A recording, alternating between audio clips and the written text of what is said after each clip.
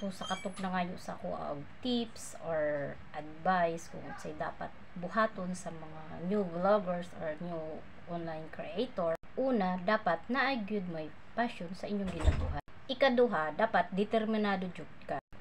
Ikatulo, dapat porsigido jud ka sa imong mga ginabuhat na video ug consistent jud ka sa pag-upload.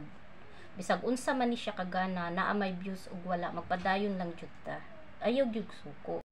Din mahalon gyud nato ang atong ginabuhat. So di gyud ta magulaw-ulaw kung gusto gyud ta modugay diring dapita. Kusog gyud og buot, mahalon gyud nato, higugmaan gyud nato. And then dapat malipayon ta sa kung ano sa man ang atong ginabuhat, di ba? Then lastly, syempre nato diri para makakwarta, di ba? So pera, kwarta. So di gyud ka mag-focus anang kwarta, kay kung mag-focus ka sa kwarta, magdali-dali ka diri ang dapita.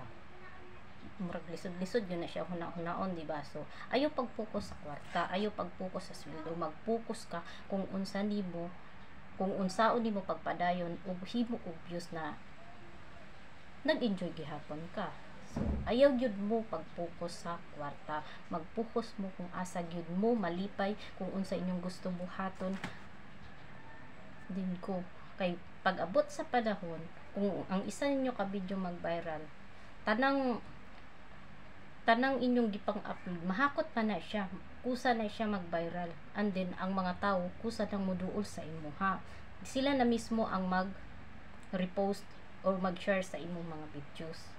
So kung bago ka pa lang diri sa social media, hinaot makatabang ning akong simpleng tips para sa imo, ha. So good luck. Kung wala ka pa naka-subscribe, ayaw kalimti na pagbilin og comment diri para ma-notify or mapansin pud ka. Thank you for watching.